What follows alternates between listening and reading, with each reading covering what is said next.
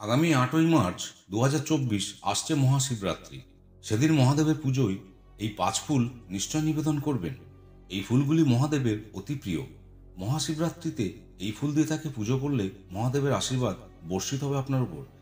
হিন্দু ধর্মীদের কাছে মহাশিবরাত্রির দিনটির বিশেষ মাহাত্ম্য রয়েছে।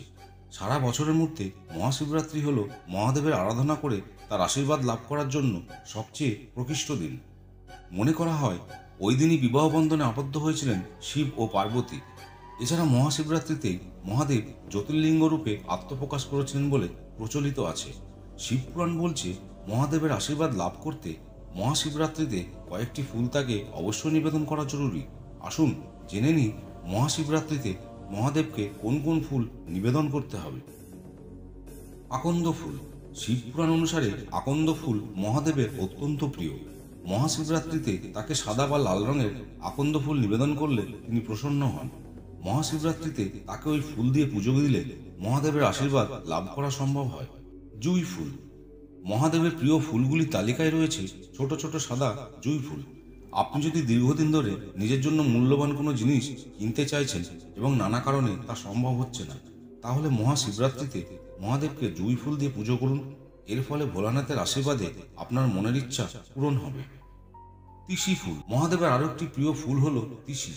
এই ফুল দিয়ে আরাধনা করলে তার আশীর্বাদ লাভ করতে পারবেন। কথায় বলে যে মহাদেব একটি বেলপাতাতেই তুষ্ট। শিবের পুজোয় তাই বেশি উপকরণ আয়োজনের প্রয়োজন পড়ে না।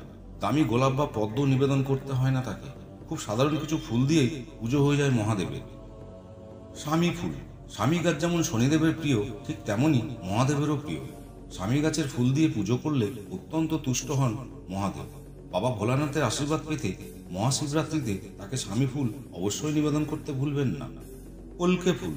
হিন্দু ধর্ম অনুসারে মহাদেবকে তুষ্ট করতে সবচেয়ে উপযুক্ত দিন হল মহাশিবরাত্রি।